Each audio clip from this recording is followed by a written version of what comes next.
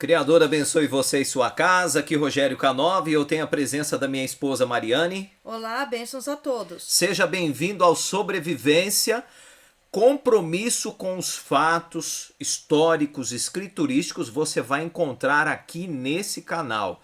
Nós temos vários vídeos, se inscreva se você não é inscrito, aperte as notificações. Aqui nós temos o link do Telegram e do WhatsApp para você ficar mais próximo de nós. O assunto de hoje, conforme nós havíamos prometido no grupo do WhatsApp, e já algumas pessoas vêm nos pedindo há muito tempo, nós vamos falar sobre Daniel, os 2.300 sacrifícios da tarde e da manhã. Quem foi a abominação que causou desolação? Quando que cumpriu-se essa profecia? O que existe de fatos históricos? O que existe dentro da escritura que revela os fatos que nós vamos apresentar aqui? Você vai ver em primeira mão. Eu acredito que nunca você tenha visto um esboço como esse.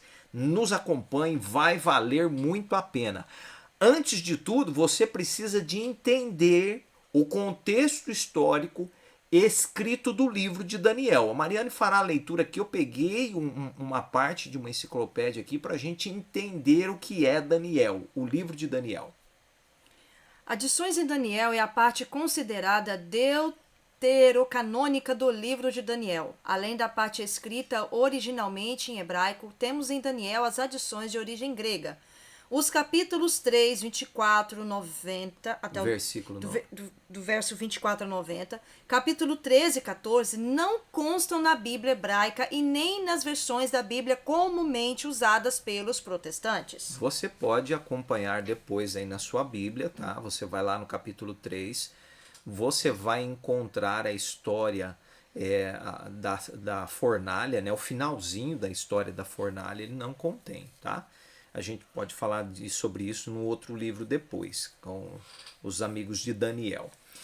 Existe um esboço muito famoso feito por uma igreja, né, um corpo de doutrinas, que encaixa os 2.300 dias com as 70 semanas. Eu vou mostrar para você que as 70 semanas não são os 2.300 dias.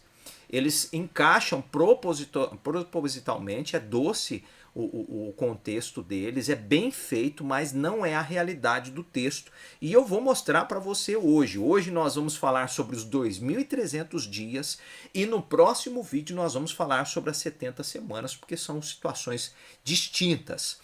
Para entender Daniel, nós temos que entender sobre o que ele fala. Em Jeremias capítulo 1, no verso 5, nós encontramos as seguintes informações. Antes que eu te formasse no ventre, eu te conheci, e antes que saísses da madre, eu te santifiquei, as nações te dei por profeta. Olha, é uma escritura voltada para um povo. Eu tenho que entender esse contexto. Eu não posso ficar mistificando. Eu não posso querer ficar enquadrando em tempos e tirando o texto fora do contexto. Verso 14. Disse-me o Criador: do norte será solto um mal sobre todos os habitantes da terra.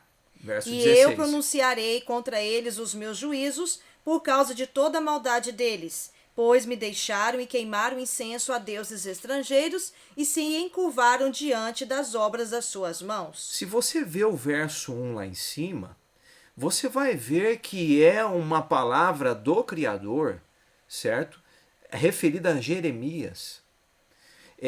O verso 2 fala que é do Criador, mas Jeremias leva aos sacerdotes da época, de determinado período. Verso 14 fala assim: do norte será solto um mal sobre todos os habitantes da terra. Quando fala todos os habitantes da terra, está referindo à geografia de uma terra específica, e não do mundo inteiro. Na verdade, naquela época, sim, né? O mal sobreveio sobre o que tinha O habitado. que tinha de habitação dentro da geografia do que era conhecido, e não no mundo todo, como é habitado nos dias de hoje. Exato. Vamos lá. Na sequência, nós temos Jeremias capítulo 2, o que encontramos no verso 9. A gente está resumindo aqui, depois você pode ler todo o capítulo, tá? Porque senão o vídeo fica muito longo. Portanto, ainda contenderei convosco, diz o Criador, e até com os filhos de vossos filhos contenderei. 12. Espantai-vos disso, ó céus, e horrorizai-vos, ficai completamente desolados, diz o Criador. A profecia da desolação vem daqui. Verso 15. Os jovens leões rugiram sobre ele, levantaram a voz deles e fizeram da sua terra uma desolação, e suas cidades foram queimadas e ninguém habita nelas. Tá, é aqui Jeremias está falando de um período em que a cidade ficaria sem habitação. Correto? Verso 23. Como podes tu dizer, não estou contaminada, nem andei após os balaíns? Vê o teu caminho no vale, conhece o que fizeste, dromedária ligeira. És que anda zigue-zagueando nos seus caminhos. Verso 27 e 28.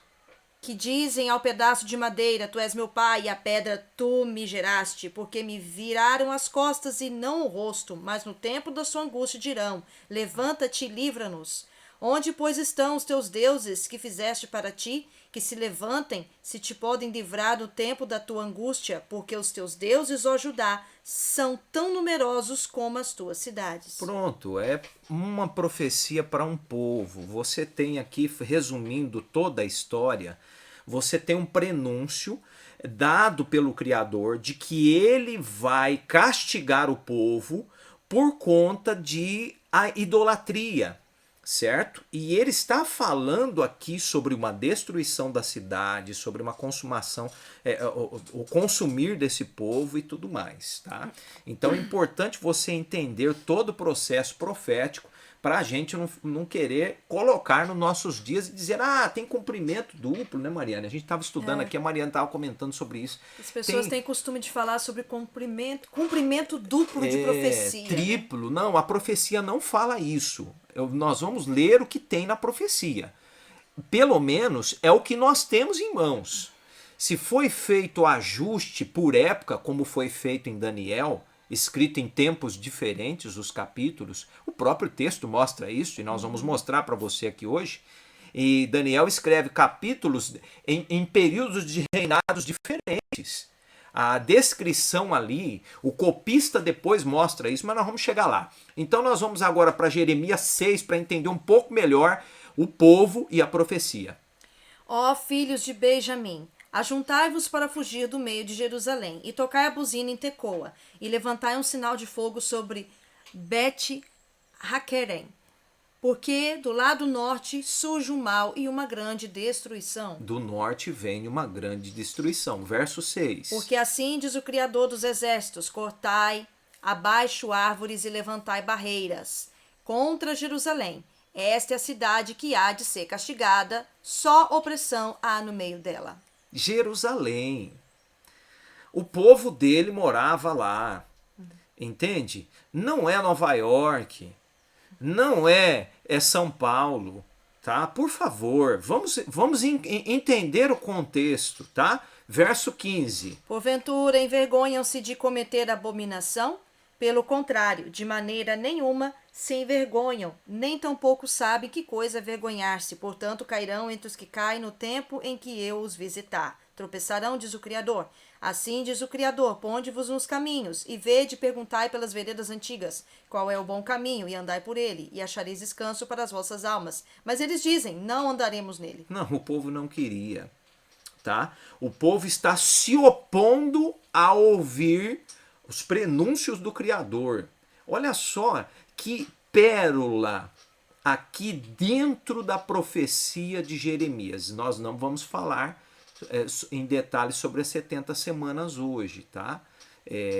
70 semanas de anos, né? Nós não vamos falar sobre ela. Mas olha a pérola que nós encontramos em Jeremias 25, verso 1, Mariane. A palavra que veio a Jeremias acerca de todo o povo de Judá, no 4º ano de Jeoaquim, filho de Josias, rei de Judá. O que está em parênteses eu não vou ler, tá? Porque é acréscimo. Isso. Aprende, pega uma versão boa, entende? E perceba, entenda de Bíblia, perceba que o copista, o tradutor, porque hoje já nos dias em que nós estamos vivendo, ou pelo menos quando fora feito a cópia da tradução, eles já tentavam encaixar a profecia no tempo. Então aqui o tradutor coloca que era o primeiro ano de Nabucodonosor, o rei da Babilônia, tá? Esse período aqui, mas é para você se localizar, tá certo? Verso 6. E não andeis após outros deuses para os servir, e para vos inclinardes diante deles, nem me provocareis a ira com a obra de vossas mãos, para que eu não vos faça mal. Eis que eu enviarei e tomarei a todas as famílias do norte, diz o Criador, como também a Nabucodonosor, rei de Babilônia, meu servo, e os trarei sobre esta terra e sobre os seus habitantes e sobre todas essas nações em redor. E totalmente os destruirei e farei que seja objeto de horror, de assobio, de escárnio e de perpétuas desolações. Toda essa terra virá a ser um deserto e um horror, e essas nações servirão ao rei de Babilônia 70 anos. Acontecerá, porém, que quando se cumprirem os 70 anos, visitarei o rei de Babilônia, e esta nação, diz o Criador, castigando a sua iniquidade da terra dos caldeus, farei deles ruínas perpétuas. Verso 18. A saber, Jerusalém, a cidade de Judá, os seus reis e aos seus príncipes, para fazer deles uma desolação, um horror, um assobio, de escárnio e uma maldição, como hoje se vê. Entenda você, é importante você que está vendo o vídeo, precisa de orar, precisa de pesquisar, ler a história, conhecer a escritura como está escrito. Você vai observar aqui que o profeta Jeremias, ele dá nome ao rei e ao seu reinado. Seria possível isso? Quando você terminar o vídeo hoje, você vai entender se seria possível ou se os tradutores depois, eles tiveram a opção na tradução literal, que onde o tradutor ele coloca do conhecimento dele no texto, se ele fez isso. Você vai chegar às suas conclusões. Agora, voltando para Daniel, sabendo que Daniel fora escrito em 3 línguas, hebraico, aramaico e no grego, você vai compreender em detalhes alguns fatos aqui. Daniel capítulo 2, verso 34. Estavas vendo isso quando uma pedra foi cortada fora sem auxílio de mão, a qual feriu a estátua nos pés de ferro e de barro e os esmuiçou.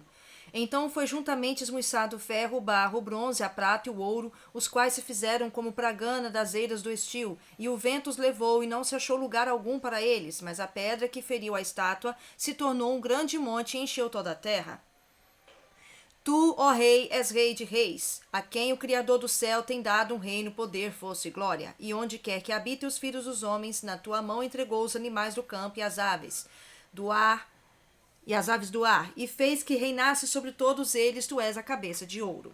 Aqui nós temos uma descrição escrita, segundo o texto aqui, no tempo do reinado de Nabucodonosor. A profecia de Jeremias já havia se cumprido, o povo já estava tomado pelo reino de Nabucodonosor, a cidade foi destruída e foi levada com eles alguns exilados, e dentre eles Daniel. E o rei tem um sonho, e agora nesse sonho o rei fica perturbado. E segundo o contexto aqui, nós não estávamos lá para ver, nós estamos transmitindo o que está escrito, o rei ficou perturbado e Daniel revela para ele. E diz, rei, você, nesse sonho, é a cabeça de ouro da estátua. O que mais, Mariana? E depois de ti se levantará outro reino, inferior ao teu, e um outro terceiro reino, de bronze, o qual dominará sobre toda a terra. E o quarto reino será forte como ferro, pois como o ferro esmuiça e quebra tudo, como o ferro que quebra todas as coisas, assim ele esmuiçará e fará em pedaços. E quanto ao que viste dos pés e dos dedos, em parte de barro, de oleiro e em parte de ferro, isso será um reino dividido, contudo haverá nele alguma coisa de firmeza do ferro, pois viste o ferro misturado com argamassa de lama. Quanto ao que viste do ferro misturado com argamassa de lama, eles misturarão a si mesmos com semente humana, mas não se achegarão e aderirão um ao outro, assim como o ferro não se mistura com o barro. Mas nos dias desses reis, o Criador do céu levantará um reino que não será jamais destruído, e este reino não será deixado para outro povo. Esmuiçará e consumirá todos estes reinos, mas ele mesmo subsistirá para sempre. Se você for entender Daniel, você vai perceber que existe um contexto de reinado e principados estabelecidos aqui. Primeiro, a profecia dessa estátua, ela é detalhada nos capítulos posteriores do livro, certo? Mas note você que há um estabelecimento de reino sem auxílio de mãos. Ou seja, é curioso você ver esse comentário aqui e você perceber que após os últimos reinados, como são comentados ali, uma pedra ela é destacada e a partir dessa pedra é estabelecido um reino. Mas vamos aos fatos aqui para nós entendermos o contexto de uma forma geral. Quando nós chegamos lá na frente e Daniel dá o detalhe de quando fora revelado essa parte da profecia para ele, quando que foi, Mariane? Capítulo 1. No primeiro ano do seu reinado, eu, Daniel, entendi pelos livros que o número dos anos que veio como a palavra do Criador, o profeta Jeremias... Capítulo 9, verso 1, por favor. Quando que foi revelado? No primeiro ano de Dario, filho de Assuero, da semente dos Medos, o qual foi constituído rei sobre o reino dos caldeus. Então, aqui nós já estamos no período de Dario, certo? No momento em que os Medos estavam reinando. Nós fizemos um salto no tempo, tá bom?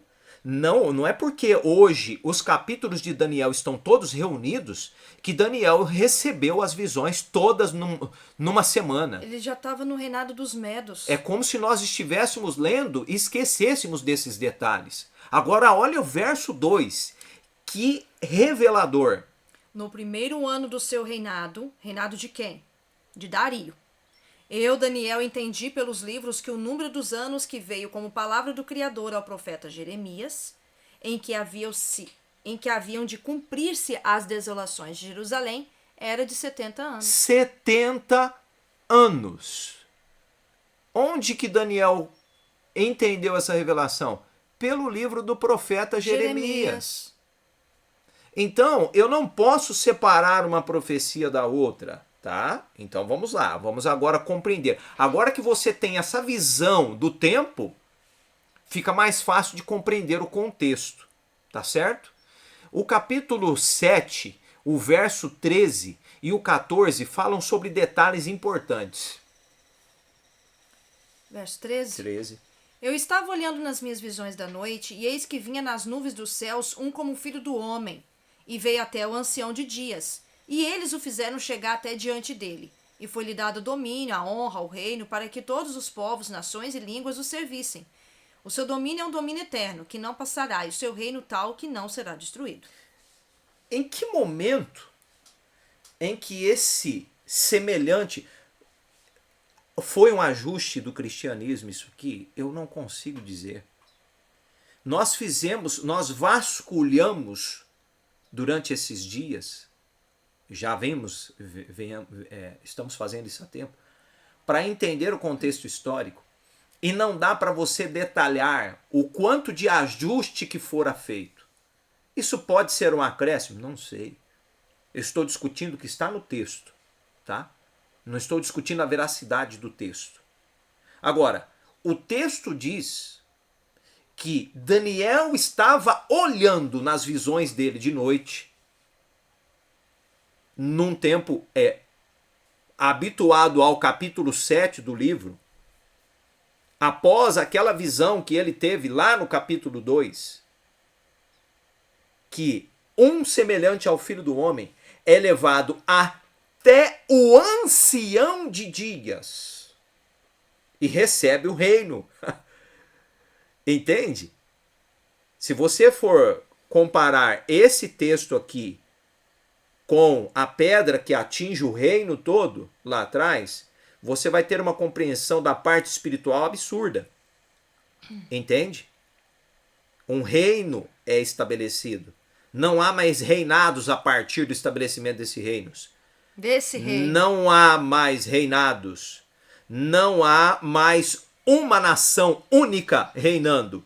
Correto? Não existe. Vamos lá, verso 25. E proferirá palavras contra o Altíssimo, e consumirá os santos do Altíssimo, e cuidará em mudar os tempos e a lei, e eles serão entregues na sua mão por um tempo, tempos e a metade de um tempo. Opa, tem tanta coisa rica aqui para a gente discutir, mas hoje nós vamos falar sobre as 2300 tardes e manhãs. Daniel 8:1. Perdão, 8:14, perdão. E ele me disse, até 2300 tardes e manhãs, então o santuário será purificado.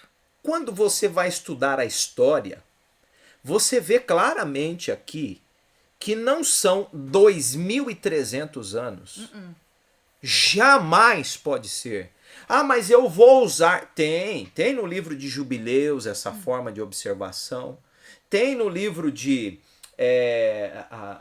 no próprio livro de Daniel, uma forma de avaliar, né, 70 semanas, que é outra situação, de anos.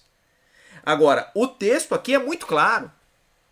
Até 2300 tardes e manhãs. Está especificando o período, que seria tarde e manhã, ou seja, parte noturna e a parte clara de dias. Possivelmente. E não de anos. Não está especificando anos, porque tardes e manhãs equivale a dias, a contagem de dias. Se você ainda não viu nossos vídeos sobre o calendário, nós temos vários aqui explicando a forma hebreia de entender o tempo. Tá?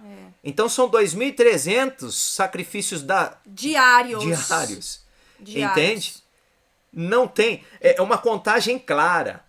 Não dá para colocar tudo num balaio e dizer que é a mesma coisa. Verso 25. E pelo seu entendimento também fará prosperar o engano na sua mão, e engrandecerá a si mesmo no seu coração, e através da paz e prosperidade destruirá muitos. E ele se levantará contra o príncipe dos príncipes, mas sem mão será quebrado. Opa, quanta simbologia interessante aqui. Verso 9, capítulo 9, verso 23, 24, perdão. No princípio das tuas súplicas saiu a ordem, eu vim para tu declarar, porque és muito amado. Entende, pois, a palavra e discerne a visão. 70 semanas estão determinadas sobre o teu povo e sobre tua santa cidade, para fazer cessar a transgressão e para dar fim aos pecados e para expiar a iniquidade, trazer justiça eterna e selar a visão e a profecia e para ungir o Santíssimo. Olha, Rogério, você falou que não ia falar das 70 semanas hoje, por que você comentou esse texto aqui? Simplesmente para você entender uma coisa. Quando eu volto lá, eu encontro aqui, e ele me disse, até 2300 tardes e manhãs, e o santuário será purificado. Nós temos um período de purificação do santuário, certo? Aqui, nós temos um período de reconstrução, certo? Período que inicia num tempo.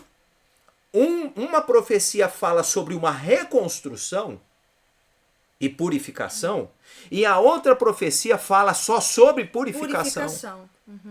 Eu não posso... Está especificado, está separado, não tem união aqui. É uma coisa e aqui é outra. Mas olha que interessante, o capítulo 10, no verso 1. No terceiro ano de Ciro, rei da Pérsia, foi revelada uma palavra a Daniel, cujo nome era chamado Beltesazar. A palavra era verdadeira, mas o tempo indicado era longínquo. E ele entendeu esta palavra e tinha entendimento da visão. E no dia 24 do primeiro mês, eu estava à borda do grande rio Hiddekel. Existe um tempo. Não dá para mim pegar essa profecia aqui e colocar no calendário gregoriano. Existe uma forma de tempo. 24 do primeiro mês, não é de janeiro.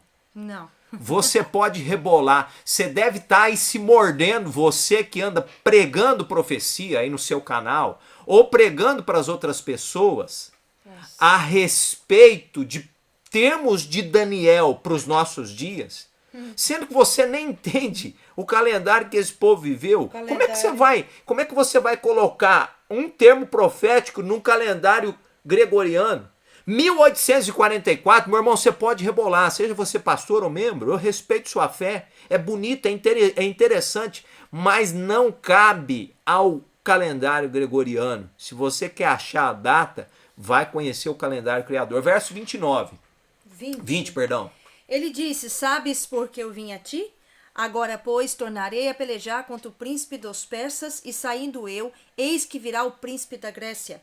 Mas eu te declararei o que está registrado na escritura da verdade, e ninguém há que, juntamente comigo, se faça forte nessas coisas, senão Miguel, vosso príncipe. 4 principados espirituais mencionados aqui. Gabriel deixa bem claro para Daniel que o príncipe dele, do povo dele, é Miguel. É um principado espiritual. Certo? Eu estou saindo daqui, eu volto a pelejar com o príncipe dos persas. Ué, mas ele foi lá na casa, no palácio do rei persa e lutou com ele? Não, é óbvio que não. Depois dele viria outro principado? Exatamente. O reino espiritual que já for estabelecido, ele possui principados e potestades. Se é que Paulo escreveu, ou pediu para alguém escrever, a nossa luta não é contra a carne, mas sim contra principados e potestades. E vamos lá, aqui nós temos Daniel capítulo 11. O Daniel 10 ao 12, nós vamos discorrer ele muito bem no próximo vídeo. Mas aqui nós estamos colocando o esboço para você entender a parte histórica que nós vamos apresentar. O verso 32, Mariane. E aos violadores da aliança, ele com lisonjas corromperá, mas o povo que conhece ao seu Deus se tornará forte e fará proezas. E alguns dos entendidos cairão para serem provados, e serem purificados e serem embranquecidos até o fim do tempo, porque será ainda para o tempo determinado. E este rei fará conforme a sua vontade, e exaltar-se-á e engrandecerá. Voltando. E engrandecerá sobre todo Deus e contra o Deus dos deuses, e falará coisas espantosas e prosperará até que a ira se complete, porque aquilo que está determinado será feito. E não terá respeito ao Deus de seus pais, nem ao desejo de mulheres, nem terá respeito a Deus algum, porque sobretudo se engrandecerá. Engrandecerá. 41. E entrará na terra gloriosa, e muitos países cairão, mas da sua mão escaparão estes, Edom e Moabe, e os chefes dos filhos de Amon. Países foi acrescentado, né? Verso 45. Sim. E estabelecerá as tendas do seu palácio entre o mar grande e o monte santo e glorioso, mas chegará ao seu fim, e não haverá quem o socorra. Fecha lá as portas por causa dos bichos. Então, se você notar aqui, você vai perceber que o contexto dos principados espirituais, eles andam juntos com o contexto dos principados terrenos. É óbvio, é muito claro esse detalhe aqui.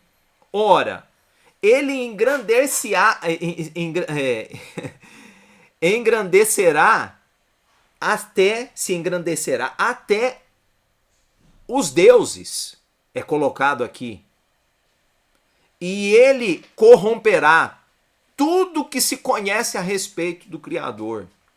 A gente já falou isso em outros vídeos. Existe um calendário usual para tudo, tanto para principados celestes, de marcação de tempo, quanto para principados terrestres. Porém, assim como existe um único tempo, uma única forma de ver o tempo, existe uma forma de reinados. Certo?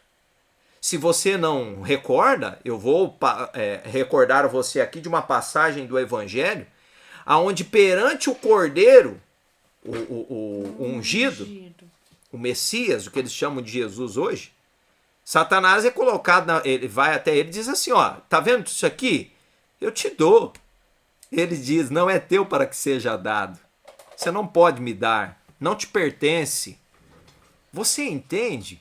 Então existe um principado celeste, contido aqui na profecia, e um terrestre. Agora vamos analisar os termos proféticos, históricos, para entendermos quando que isso ocorreu. Porque eu quero que você compreenda, aqui no final desse vídeo, algo extraordinário. E esses detalhes serão fantásticos para culminar na compreensão que nós vamos trazer para vocês. 2.300 tardes e manhãs, Mariane. Os judeus foram forçados a sacrificar aos deuses gregos. Para obrigá-los a seguir a religião grega, ele fez sacrifícios de animais impuros, particularmente porcos, no altar. Oficiais gregos foram mandados através do império para forçar rigidamente a nova religião. Qualquer resistência era punida com a morte. As sinagogas foram destruídas, os rolos dos livros sagrados foram profanados e o povo foi massacrado aos milhares. Para coroar essas calamidades, o templo de Jerusalém foi reedificado ao deus grego Zeus. A estátua de Zeus foi colocada dentro do templo, porcos foram abatidos no altar. Essa foi a horrível abominação que causou a desolação que foi referida no livro de Daniel. Isso aqui é um comentário, né? Nós achamos dentro de artigos históricos, eruditos, estudiosos desde tempos antigos até hoje, entram em comum acordo mencionando esse período grego como a abominação que causou desolação do santuário terrestre e junto com o santuário celeste. Os que escaparam à ira de Antíoco fugiram para os esconderijos nas costas do Mar Morto. Opa! Ó, o lugar. Vamos lá. Na selva da Judéia e nas cavernas das montanhas. Eles levaram com eles cópias da Torá e a profecia de Daniel. Os líderes do êxodo eram conhecidos como Chassidim, os piedosos. Eles estavam preparados para morrer pela fé e muitos morreram. Um comandante das tropas de Antíoco ergueu um altar pagão em uma pequena cidade a nordeste de Jerusalém. O povo foi chamado para segui-lo e sacrificar um porco no altar a fim de demonstrar sua lealdade a Antíoco. Ora, se a história mostra esse contexto aqui em várias informações, você tem historiadores cristãos e não cristãos que mostram esse contexto aqui, por que eu vou colocar uma profecia de 70 semanas ligada dentro das 2.300 tardes e manhãs, 2.300 dias, para reedificação de uma coisa que já está reedificada aqui, imolando porco dentro? Vamos lá, segue. Um velho sacerdote de nome Matatias foi chamado para dar o exemplo e para ser o primeiro a sacrificar. Ele se recusou. Então um judeu colaborador dos gregos aproximou-se do altar para sacrificar um porco. Matatias se enraiveceu e matou o judeu apóstata e o comandante das tropas. Matatias e seus 5 filhos destruíram o altar pagão e fugiram para as montanhas ao redor de Jerusalém. As novas sobre a rebelião de Matatias se espalharam rapidamente. Muitos que estavam temerosos responderam quando Matatias e seus 5 filhos deram seu grito de guerra. Em 1 Macabeus, capítulo 2, verso 27. Rogério, isso é um livro apócrifo. Quem disse que é apócrifo? Porque o cânon que os judeus escolheram não incluíram o livro? É porque o cânon que os evangélicos escolheram não incluíram o livro? É um livro histórico. Eles estavam querendo colocar profecia para o tempo deles, por isso que eles não incluíram Macabeus. Vamos lá. Os soldados atacaram durante o sábado, e os judeus morreram com suas esposas e seus filhos. Milhares morreram. 1 Macabeus, capítulo 2, verso de 29 a 38. Leia Macabeus. O templo foi purificado e reconsagrado dentro do tempo estabelecido na promessa contada desde o dia em que Antíoco Epífanes iniciou a perseguição contra os judeus. Os soldados puderam então preparar a tarefa da purificação do templo. Judas e seus irmãos disseram: agora que nossos inimigos estão derrotados, vamos purificar o santuário e reedificá-lo. 1 Macabeus, capítulo 4, verso 36. Eles removeram todos os vestígios do paganismo e construíram um novo altar. No dia 25 de Kislev, usualmente em dezembro. Não é 25 de dezembro, por favor, não. Tá? 3 anos depois que a abominação da desolação foi introduzida no templo, houve a nova dedicação. Eles celebraram a dedicação do templo por 8 dias. Esta é a origem da festa da Hanukkah. Cerca de 2 séculos depois, o Messias estava celebrando essa festa em Jerusalém. João capítulo 10, do verso 22 a 23. Se é verdade que ele celebrou ou não, o texto diz que ele estava lá. Leia depois. De um dos chifres saiu um chifre pequeno, e se tornou muito forte para o sul e para o oriente, para a terra gloriosa. Daniel 8, verso 9. Daniel 8, verso 9 diz que o chifre pequeno teria sua origem nas divisões do Império de Alexandre, no fim do seu reinado. Verso 23. Isso nos aponta a um poder que se originou no mundo grego em algum momento depois do ano 300 antes de Cristo. Roma nunca foi parte do Império de Alexandre, nem se originou de uma das divisões do Império Grego. Roma surgiu na Itália e foi fundada no ano de 750 a.C. Roma se converteu em república no ano 509 a.C. e não conquistou as 4 divisões do Império Grego. Isto é a prova adicional de que Roma não surgiu de nenhuma das 4 divisões do Império de Alexandre. Ponto. A história mostra em detalhes. Roma não faz parte da profecia de 2.300 tardes e manhãs. 2.300 sacrifícios, de forma nenhuma. Portanto, Roma não se encaixa no símbolo profético de um chifre que surge de um chifre dentro do Império Grego. Se Roma papal não perseguiu os judeus, nem deteve os sacrifícios do ano 457 a.C., e se não há nenhum acontecimento na história papal que coincida com a terminação dos 2.300 dias em 1844, como podemos então vincular Roma a esta profecia? Não tem como. O período profético apresentado, que culmina em 1844, não são 2.300 anos. Isso é uma falácia. Isso é uma organização forjada para que haja uma compreensão. Qual que é o problema aí? Nenhum. Não tem problema nisso. Porque se você for analisar Daniel, você vai perceber que os escribas da época, os que continuaram escrevendo o livro, foram acrescentando momentos ali para colocar o texto de acordo com a época. É óbvio isso. Você vê isso dentro do contexto. Agora, querer encaixar a profecia dentro de um período de 1844, dentro de um calendário juliano que depois culminou para o gregoriano. Nada a ver, pessoal. Por favor, Daniel 8. Daniel 8 não diz que os 4 chifres foram absorvidos pelo chifre pequeno, como as 4 divisões do Império de Alexandre foram absorvidas por Roma. A aplicação a Roma converte a profecia em algo bastante diferente do que indicam os símbolos de Daniel. É só fazer o cálculo, só observar, conhecer a história que você chega a essa conclusão. O surgimento do chifre grande, Alexandre, ocorre primeiro, governa por um tempo e é destruído. Seu império se divide em 4 novos impérios. O chifre pequeno aparece em cena depois dessa divisão. Um acontecimento depende do outro e podemos seguir o curso dele através da história. Agora consideremos cuidadosamente a seguinte cronologia. Primeiro, Alexandre morreu no ano 323 a.C. Segundo, o Império de Alexandre se dividiu no ano 301 a.C. Terceiro, o chifre pequeno não poderia haver aparecido senão no cenário depois desta divisão. É óbvio.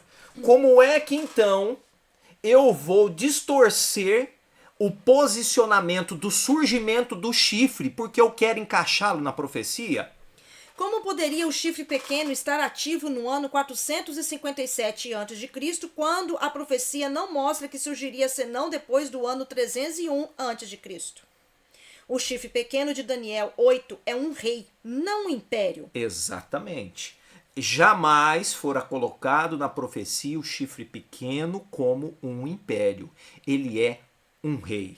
Mas, no fim do seu reinado, das 4 divisões do Império Grego, quando os prevaricadores acabarem, levantar-se-á um rei de feroz catadura e entendido de intrigas.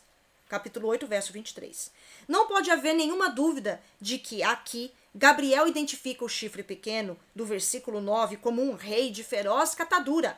A palavra hebraica para rei no versículo 23 é melech, e significa um rei, rei real. Está em Strong. A palavra melech não se traduz nunca como reino, ou poder mundial, ou império. E não é Roma. Então, quem é? Ao examinar a evidência que segue, aparecerá abundantemente claro que Antíoco Epífanes cumpre com exatidão todas as especificações de Daniel 8. Não se pode dizer o mesmo de Roma. O ato de que o chifre pequeno começou a sua obra muito antes de que Roma tivesse algum contato com os judeus e de que o chifre pequeno surgiu de uma das divisões do Império Grego, apareceria eliminar Roma, pois ela não se ajusta nem ao lugar nem ao tempo. Ademais, o chifre pequeno é descrito como um rei específico, não como um império. Portanto, como Roma não cumpre esses requisitos fundamentais da profecia, examinemos Antíoco Epífanes para estabelecer se ele cumpre as especificações desta profecia. Examinaremos o capítulo versículo por versículo. De um dos chifres saiu um chifre pequeno e se tornou muito forte para o sul, para o oriente e para a terra gloriosa. De um dos chifres saiu um chifre pequeno. Ao sul. Oriente seria leste, tá? Aí fala sul para o oriente, que seria leste, e para a terra gloriosa. Ao sul, Antíoco entrou no Egito e combateu seu rei Ptolomeu Filômetor. Tomou muitas cidades e ficou em Alexandria, e com toda probabilidade haveria submetido o país inteiro. Se os romanos não o houvessem detido, enviando-lhe seu embaixador Popílio, que o obrigou a desistir e afastar-se. As campanhas militares de Antíoco contra o Egito são descritas em 1 Macabeus, capítulo 1, verso 19 ao 20. A terra gloriosa. Antíoco atacou inesperadamente a terra de Israel, matando dezenas de milhões de judeus na tentativa de esmagar a religião judaica. Antíoco. O campo de operações de Antíoco estava precisamente nas 3 áreas de Daniel, que Daniel menciona. Isso não ocorre em Roma. Muitas das maiores conquistas de Roma foram ao norte e ao oeste dela. Roma conquistou grandes regiões no noroeste da Europa, as áreas que agora são ocupadas pela Inglaterra, França, Bélgica, Holanda, Espanha e Portugal. Os romanos conquistaram as regiões noroeste da África, que agora estão ocupadas por Marrocos, Argélia e Tunísia. Roma foi claramente um poder que cresceu muito em direção ao norte e em direção ao oeste. Portanto, Roma não pode ajustar-se às especificações desta profecia. Vai ter que estudar geografia. Não adianta ficar com um livrinho na mão de termo profético, dando estudo para os outros, sem saber para onde está indo. 2.300 dias. Portanto, devemos ter cuidado quando aplicamos o princípio de dia por ano, especificamente nos casos em que a palavra dia nem sequer aparece no texto hebraico, como em Daniel 8, verso 14. A profecia dos 2.300 dias teve um assombroso cumprimento durante o terrível reinado de Antíoco. Poderia ser dito que Deus previu essa terrível ameaça 400 anos antes do ocorrido e enviou uma mensagem a Daniel para que consolasse e assegurasse o seu povo que ele lhes daria finalmente a vitória? Assombrosamente, o Criador disse aos judeus precisamente por quanto tempo seria profanado o seu santuário. 2.300 sacrifícios da tarde e manhã seriam suspensos enquanto o santuário era profanado. É óbvio. Entenda, você encontra dentro da profecia, para você encaixar a profecia aqui, você tem que entender do calendário. Eu vou te explicar por que agora. Porque assim como ele ofendeu aqui, ele ofendeu no céu. De que forma? Aqui o povo fazia todos os sacrifícios na demanda da ordem dada dentro do calendário do Criador. A demanda é atingida exatamente em exatidão, no momento, junto com o céu. É óbvio. Você vai ver descrito a profecia, nós já falamos em outro vídeo aqui, não dá para entrar em pormenores aqui, mas você vai ver, porque caíste, subiste até as alturas do Monte Santo. Estrela d'alva, estrela da manhã. Exatamente. O principado estabelecido, baixou, colocou por terra. A gente vai entrar em detalhes no próximo vídeo, mas eu quero que você entenda agora aqui o preterismo, futurismo e tudo mais. Preterista, Mariane, a versão preterista. Interpreta as 2.300 tardes e manhãs como 1.150 dias, associando-as com eventos históricos passados, como as ações de Antíoco Epífanes. Essa é uma versão preterista, o que nós estamos apresentando aqui. Existe a futurista encaixa as 2.300 tardes e manhãs no contexto escatológico como uma visão de cumprimento futuro, mas enfrenta dificuldades em ajustar o período exato. Historicista, representada pela Igreja Adventista do Sétimo Dia, interpreta as 2.300 tardes e manhãs como 2.300 anos, começando com a reconstrução do templo e culminando em 1844 com a doutrina do juízo investigativo, que considero uma heresia. Interpretação alternativa. Considera as 2.300 tardes e manhãs como 2.300 anos, começando com a batalha entre o bode e o carneiro e terminando por volta de 2030, embora haja um erro de 50 anos que alguns estudiosos atribuem a uma defasagem do calendário. Tanto o historicista, certo? Quanto alternativas de interpretação usam o calendário gregoriano para datar. É possível que tenha, a gente está terminando ali os jubileus, 2030 seja um jubileu. Está terminando. Né? É possível que chegue lá. Mas o pessoal tenta encaixar no termo profético? Não. Considerando que o ano hebreu teria 364 dias, 2.300 dias resultam em 6 anos, 3 meses. 6 anos e 3 meses. Este período de tempo começou no dia 15 do mês de Cisleu, no ano 145 dos Seleucidas, no qual Antíoco estabeleceu a abominação desoladora no altar de Deus. No 5º e 20º dia do mês, faziam um sacrifício sobre o altar do ídolo que estava sobre o altar de Deus. Em 1 Macabeus, capítulo 1, verso 59, tem essa referência. Por que eu coloquei aqui referências judaicas no contexto da leitura? Simplesmente porque hoje as pessoas fazem referência aos hebreus como judeus. Não são, tá? Então eles procuram compreender o calendário dentro do calendário judaico. Não são. Eu fiz questão de colocar o calendário do Criador aqui como compreensão e datando junto com o contexto histórico.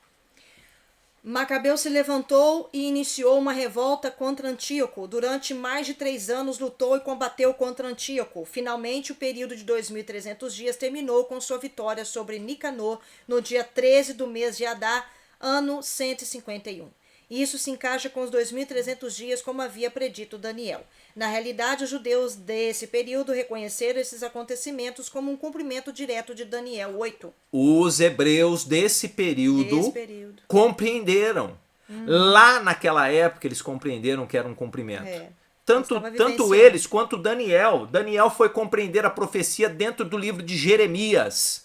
Depois de sua vitória, quando Judas entrou em Jerusalém e encontrou os santuários assolado, 1 Macabeus 4:38, imediatamente deu instruções para que o santuário fosse reconstituído e purificado para que pudesse ser usado novamente para os serviços sagrados. Macabeus 4, versículo 41 a 51.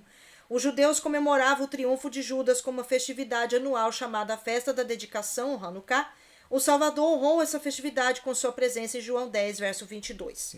Repetir aqui para a gente se lembrar. O santuário foi purificado por Judas Macabeu quando limpou os lugares santos, santificou os átrios, reconstruiu o altar, renovou os utensílios do santuário e pôs tudo em seu devido lugar. Durante a época do Messias, as ações de Antíoco Epífanes estavam ainda frescas na mente do povo. Entenderam que Antíoco Epífanes era a abominação desoladora. O historiador judeu Joséfo, um contemporâneo do Messias, escreveu sobre Antíoco. Daniel, que havia sido pronunciada 408 anos antes, porque declarou que os macedônios dissolveriam esse culto por algum tempo. Aqui está a página, 260. O Messias se referiu à abominação no livro de Daniel para advertir seus seguidores que uma desolação semelhante havia de acontecer à nação judaica no futuro. Semelhante. E eu vou explicar para você por que eu coloquei isso aqui. Semelhante. Portanto, quando virdes no lugar santo a abominação desoladora. O que é isso de que falou o profeta Daniel? Já vou mostrar para você. Essa parte de vermelho aqui não existe no texto. Não possui, foi um acréscimo. Lê sem ela, Mariane. Portanto, quando virdes no lugar santo a abominação desoladora, então os que estão na Judéia fujam para os montes. Mateus 24. Copista, o tradutor, fez um ajuste Nossa, para jogar para aquele tempo. para habituar a Para profecia. habituar a profecia. E hoje o pessoal usa amplamente. Essa abominação teve lugar no ano 68. Por volta do Por ano volta- 70, é, 60 mais ou menos isso. Quando os exércitos romanos, dirigidos por Séstio, sitiaram Jerusalém, colocando seus estandartes dentro da área sagrada que se estendia mais além dos muros do templo, profanando-o. Os cristãos, que na verdade eram os messiânicos ali, né, reconheceram isso como um sinal para partir de Jerusalém. E quando Séstio afastou-se temporariamente daquele lugar,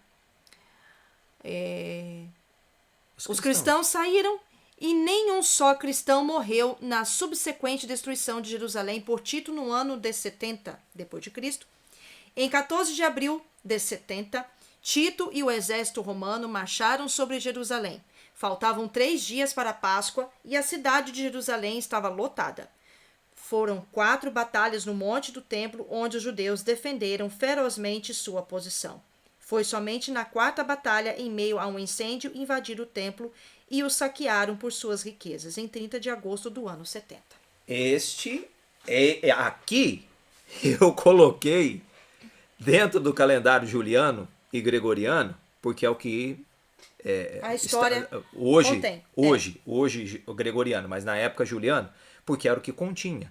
Porque 70 ainda não era o gregoriano, era o juliano. Agora eu quero que você entenda, tá? Por que o pessoal usa isso hoje para dizer que Jesus estava se referindo à profecia de Daniel não em Antíoco, mas em Tito? Olha só o que nós encontramos no texto. Verso 15, Mariane, por favor. Aqui é Daniel 24, verso 13. Quando, pois, vides a abominação da desolação... Pô, não tem aquele que havendo sido falado. É um acréscimo. Tendo-se postado no lugar santo... Então, os que estiverem na Judéia fujam para os montes. Exatamente. Então, quando virdes a abominação da desolação no lugar santo, fujam para os montes. Aí alguém usa lá, não, é cumprimento duplo. Não, não é cumprimento duplo. Uma coisa foi a abominação que causou desolação predita pelo profeta Daniel. Hoje em dia, eles usam, você vai ver aqui, ó, tá aqui. Com a comparação com Daniel, para dizer que era para dias futuros, e não era, tá? E você vai entender no próximo vídeo a referência do capítulo 12. Eu espero que você tenha percebido o quanto as pessoas vêm tentando adequar o texto ao tempo delas. Isso é antigo, não é de hoje. Mas quando você vê uma tradução de qualidade, onde destaca entre parênteses o acréscimo feito por quem traduziu, porque é uma tradução literal, e eu já expliquei isso, se você não viu aquele vídeo, não leia a Bíblia antes de ver esse vídeo, veja. Lá eu explico em detalhes a diferença entre tradução. Existem tipos de traduções que podem ser utilizadas hoje. Tradução e tradição.